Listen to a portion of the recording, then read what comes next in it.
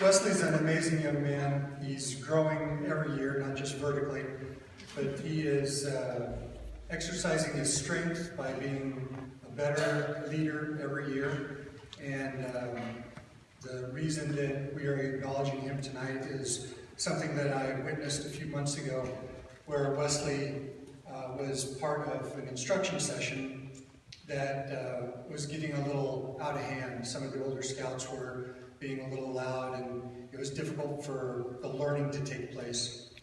And it wasn't supervised by any adults, and Wesley took it upon himself to stand up and ask the scouts that were causing the disturbance to stop. And he went on to explain to everybody that it would be very difficult to learn unless we give the instructor our full attention and so forth. And that was something that really impressed me. I poked my head out where the class was being conducted right after he started talking. And I was thinking, you know, this takes a lot of bravery for a person Wesley's age to talk to scouts that are older than he is and younger than he is, and give proper direction, because he knew what was needed and what needed to be done. And I appreciate it, and that's why we're going to be awarding him the Troops Appreciation Award tonight.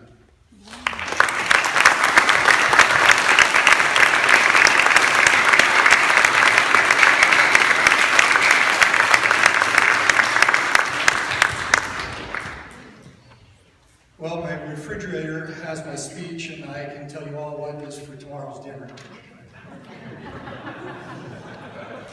So, speaking about bravery, it's important that we think about bravery. In Scout law, many things are mentioned, and one of them is being brave. And a lot of people use the word brave very freely when they are talking about risky behavior, let's say. And there's a big distinction between different types of endeavors that may include risk and require bravery. What I think bravery is all about is doing something for someone else and putting their needs above your own, because it's in their best interest. When I was interviewing or conducting a recent Eagle Scout conference, I was talking to Nick Van, and I asked him to come up with an example of something that he had learned in Scouts that he had done in high school. And he thought for a moment, and he said, well, there's this girl that isn't very popular. She is teased, and not very many people give her respect. And I was watching a group of kids not be nice to her. And so I decided to be brave and approach her and engage her in a conversation. He said that his hopes were that the other people viewing him talking to her would realize that he valued her and that he thought that her attention was worthy of his and vice versa. And it really touched me to hear him talk about this, because there's so many kids that would just love to have the opportunity of someone be brave and approach them and talk to them like they have value. There's a girl that went to high school. This was a few decades ago, and she too was an outcast. She was ridiculed and teased and bullied. She wore a back brace from here to here and had to wear stretch clothing that wasn't very attractive. And people would walk up to her and grab the front of her brace and shake it and say that they were rattling her cage. And they would talk negatively about her, loud enough for her to hear as she walked down the halls. And when she went into the cafeteria, the spaces at the tables would close as she approached. And when she tried to find a place to sit, she would routinely get hit with food as people threw it at her. This is a horrible way to go through high school. And I can promise you that the thing that she would have valued most was to have someone like Nick show her the strength and bravery that he showed the girl in his high school, and given her the attention that she so wanted. Luckily, she got out of that environment and moved on and became a model and an attorney and a fantastic wife and a great mother, and I've been with her for 23 years now.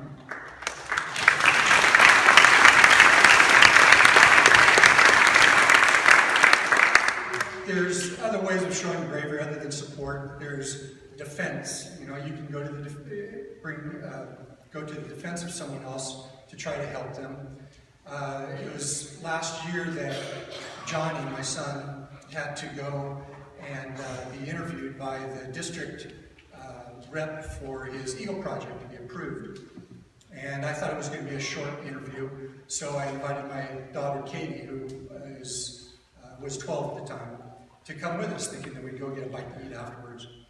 So we pulled up, and Katie stayed in the car to listen to the radio, and Johnny and I went up to the front door, and we were greeted by Mr. and Mrs. Porter and invited into their home.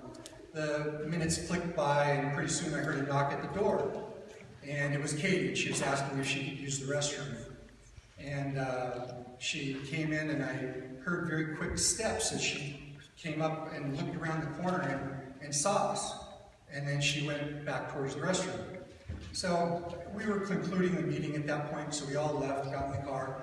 And as we were driving away, Katie started pulling some of the pens that I had in my car out of her pockets. And I said, "Katie, what's with the pens?" And she goes, "Daddy, that lady, she was walking back and forth across the window, and all I could see was her shadow." And I go, "Yeah?" She said, "Well, you were in there for such a long time, and I never saw Johnny's shadow, and I never saw your shadow." And I go, "Yeah?"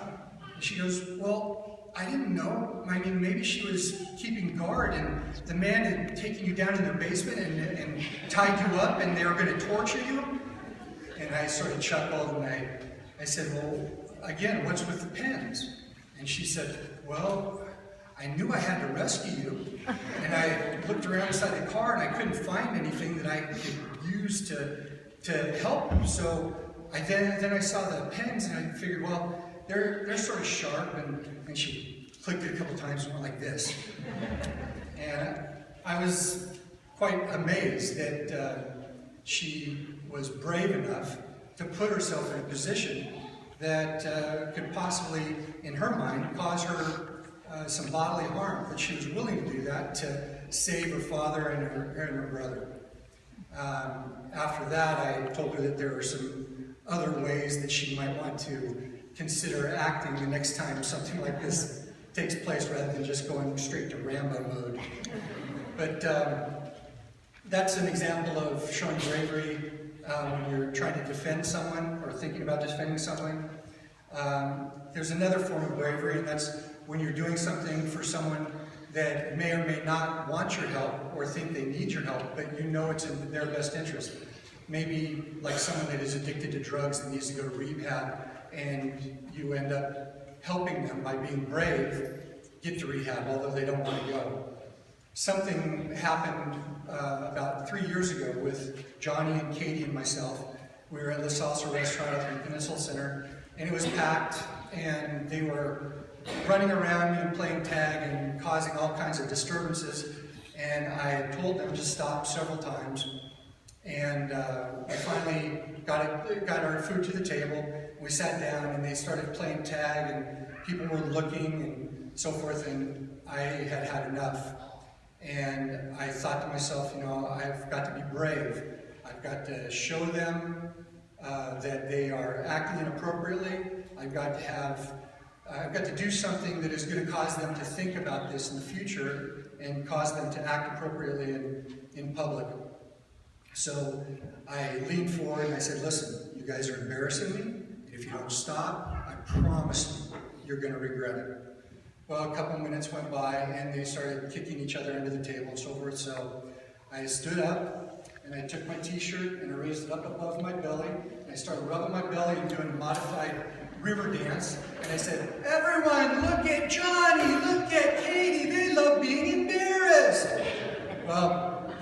turned 50 Shades of Red and begged me to sit down, which I did. And I'm sure most of you are thinking that I'm going to be the cause of lots of therapy for them in the future. But it actually worked out really well, because from that point on, they never doubted that I would do what's needed to be done to have them act a certain way. They never thought that I was just talking and that there would be no action afterwards. And as a matter of fact, last week we were at a restaurant and they were both on their phones, and I told them to put them away, and they didn't. And I leaned forward and I said, "I feel brave." And Johnny said, "Stop, Michael." And he put his phone away, and Katie had an angry look on her face, and she stopped her phone and put it in her purse, and then she pulled out a pen and went. But the Scout Law encourages us to be brave. Being citizens of the United States, it's the home of the brave, so I encourage all of you to be brave when someone needs your bravery.